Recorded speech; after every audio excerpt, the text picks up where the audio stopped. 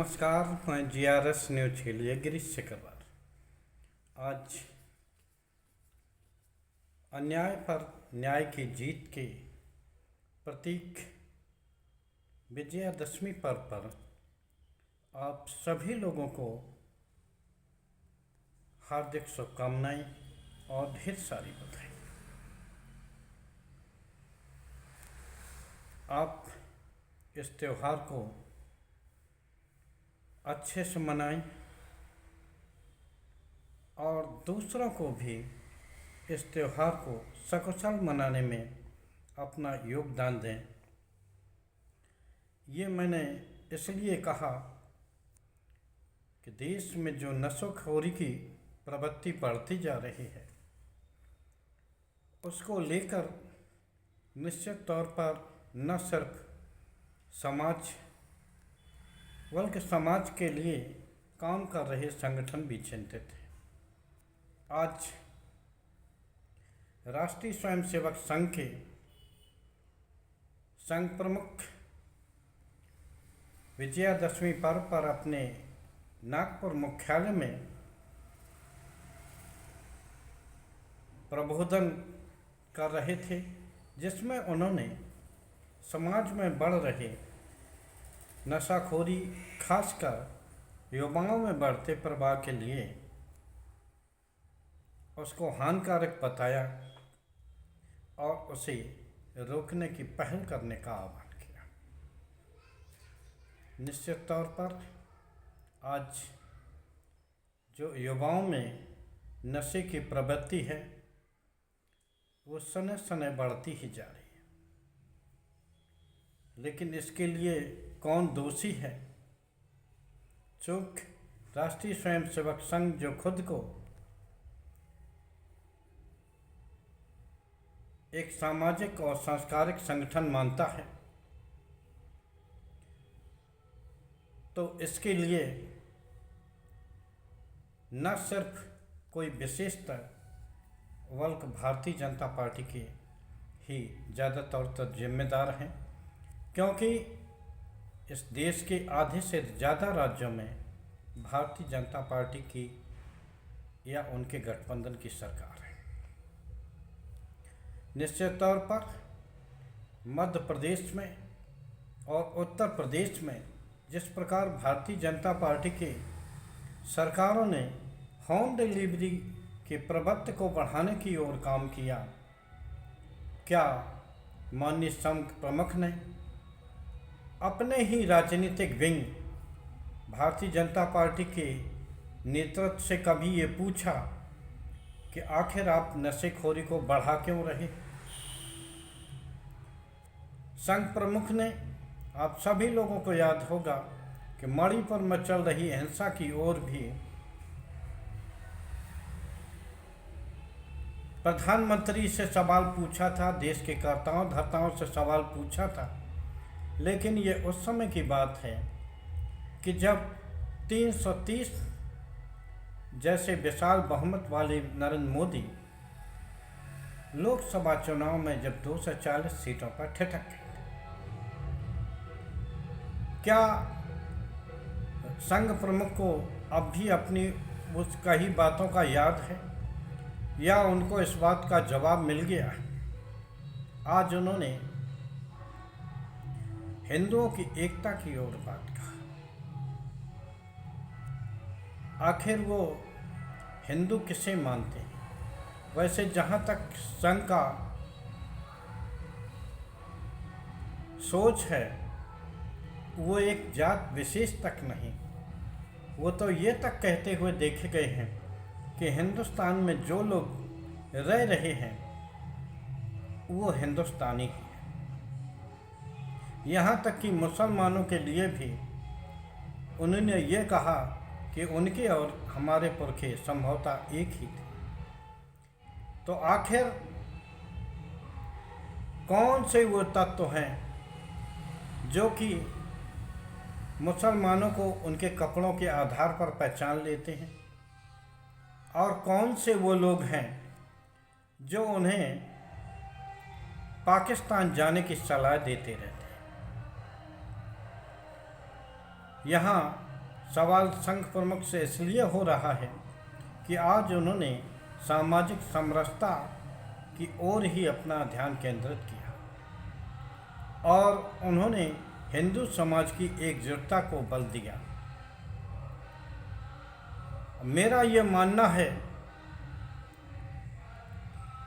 कि आखिर उस हिंदू समाज में जिसमें कि जात व्यवस्था इतनी चरम पर है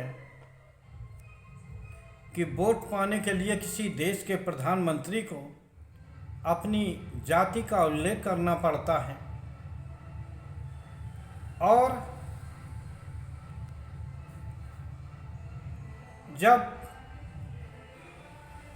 वो पिछड़े वर्ग का व्यक्ति किसी मंदिर में दर्शन करने के लिए जाता है तो इन्हीं के राष्ट्रीय स्वयंसेवक के जो राजनीतिक शाखा के लोग हैं वो उस मंदिर को गंगा जल से धुलवाते हैं। जब वो मुख्यमंत्री आवास खाली करता है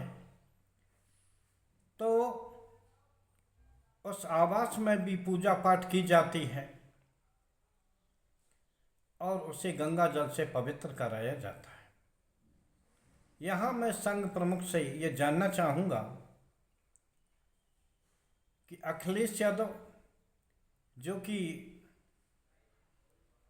उत्तर प्रदेश के मुख्यमंत्री रह चुके हैं और आज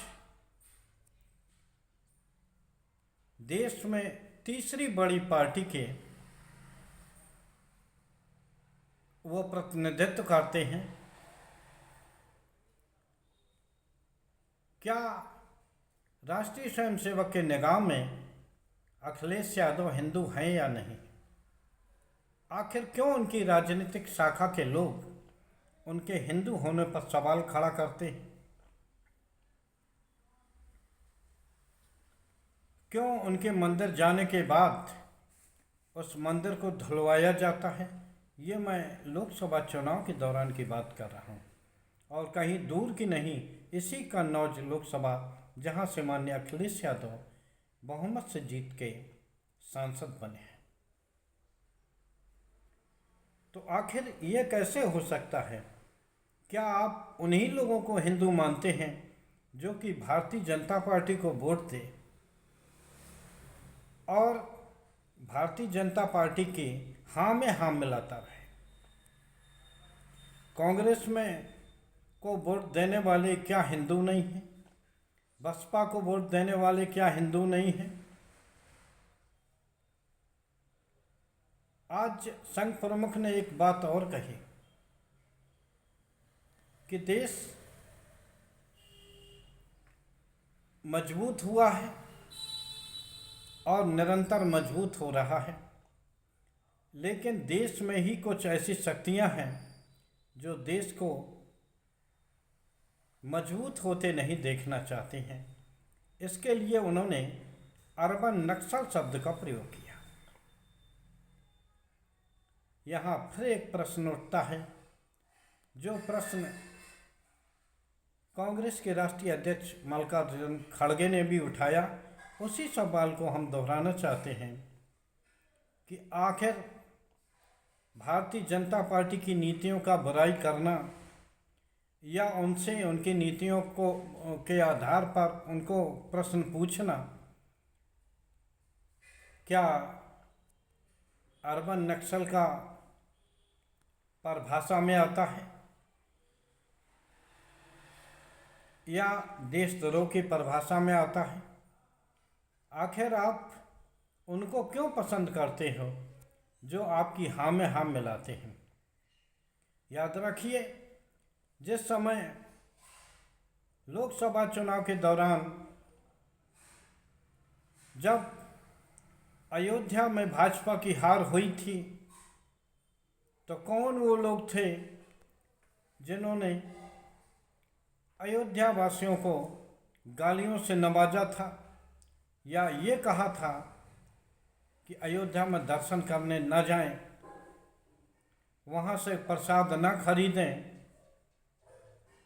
आप भूल गए कि भले ही मंदिर अयोध्या में बना हो, मजदूर भले ही अयोध्या के रहे हों, कारीगर भले ही अयोध्या या आसपास के रहे हों, लेकिन प्रसाद वितरण और अन्य बड़े बड़े ठेकों में किस प्रदेश का वर्चस्व है ये बताने की ज़रूरत नहीं है। जैसे ही उन्हें भान हुआ कि उनका ये बयान गुजरातियों के खिलाफ हो सकता है, गुजरात प्रांत के खिलाफ हो सकता है, तो झट से उन्होंने इस संबंध में अपना रोल बैक किया। राष्ट्रीय स्वयंसेवक संघ प्रमुख से भी एक सवाल है कि आप मजदूरों की हकों की रक्षा के लिए आपने भारतीय मजदूर संघ बनाया, भारतीय किसान संघ बनाया और स्वदेशी जागरण मंच बनाया। क्या आप बता सकते हैं कि आखिर 10 वर्ष से चल रही आपके स्वयंसेवक या प्रचारक की सरकार में इन वर्गों की क्या हालत हुई है? कितनी बार आपके इन संगठनों ने सरकार से सवाल पूछा, क्या मजदूरों को सुरक्षा के लिए बनाए गए नियम अब क्या बेमानी हो गए हैं? बड़ा कठिन सवाल है और इसका उत्तर मिलना और भी कठिन है, क्योंकि विगत 10 वर्षों में निश्चित तौर पर राष्ट्रीय स्वयंसेवक के तपोनिष्ठ कार्यकर्ताओं को भी सुविधाजीवी बना दिया गया है।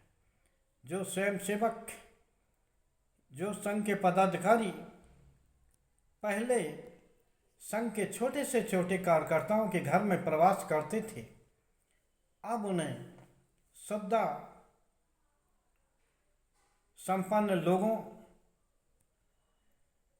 और मोटी थैली शाहों के सामने उनके घर में रुकने की आदत पड़ गई है। अब उन्हें साधारण कार्यकर्ता, साधारण स्वयंसेवक अच्छा नहीं लगता। अब उन्हें अच्छे लगते हैं वो कि जो उन्हें कार से उनके गंतव्य तक पहुंचा सकें, उनको लेटने के लिए एसी की व्यवस्था कर सकें, सर्व सुविधा दे सकें। अब उन्हें उस कार्यकर्ता की जरूरत नहीं रही जो कि बिना थके राष्ट्र निर्माण या संगठन के कार्य में लगा रहता है। अब उन्हें ऐसे लोगों की जरूरत है जो साधन संपन्न हों और उनका और उनकी राजनीतिक शाखा का भी भला करते रहे। संघ प्रमुख ने कभी मोदी सरकार से ये पूछा कि आपने स्वदेशी जागरण मंच का कबाड़ा क्यों किया? क्यों आप बिना किसानों की मर्जी के किसान कृषि विरोधी कानून लाए? क्यों एक ही उद्योगपति को आपने देश की समस्त संपदाओं का अलॉटमेंट कैसे कर दिया, या पूरा देश का जो महत्वपूर्ण चीज़ें थीं, पोर्ट, एयरपोर्ट, सीमेंट, सड़क, रेल तक पर जो उस उद्योगपति का कब्जा हुआ है, तो ये प्रश्न आपने कभी पूछा? खैर, जब खुद को आप सामाजिक और देश हित का संगठन बताते हैं, निश्चित तौर पर देश की सत्ता से आपको ये सवाल करना ही चाहिए कि आखिर आपकी इस नीति से देश की जनता को कौन सा फायदा मिल रहा है। विदेश यात्रा पर जाना किसी देश की बढ़ती साख का प्रतीक नहीं, क्योंकि हमारे देश की जो छवि बाहरी देशों में है वो मात्र एक उपभोक्ता को लेकर है। भारत एक बाजार है और उसी बाजार का दोहन करने के लिए किस प्रकार एक उद्योगपति को साथ ले जाकर एक महत्वपूर्ण ठेके विदेशों में दिलवाए गए और किस प्रकार से चुनाव जीतने के लिए एक असंवैधानिक चुनावी फंड की वसूलने की व्यवस्था की गई। क्या संघ प्रमुख ने अपने उस प्रचारक से इस संबंध में कोई सवाल खड़ा किया? आप सभी लोगों से निवेदन है कि आप भी आज के दिन ये विचार करें कि आखिर देश की तरक्की तब तक नहीं हो सकती जब तक कि देश में रहने वाले हिंदू ही नहीं सभी लोग का जीवन स्तर अच्छा न हो, सभी लोग खुशहाल न हों, सभी लोग आर्थिक दृष्टि से मजबूत न हों। आज ज़रूरत है एक ऐसी समावेशी सरकार की जो कि सभी को साथ लेकर चल सके और सभी के कल्याण की बात कह सके। केवल ये नारा लगाना सबका साथ, सबका विकास, सबका प्रयास, ये तब तक झूठा है जब तक आप एक धर्म विशेष के लोगों को उनके कपड़ों के आधार पर पहचानते रहेंगे या उन्हें गाहे बगाहे पाकिस्तान जाने की सलाह देते रहेंगे। आज के ब्लॉग में बस इतना ही। जय हिंद, जय भारत।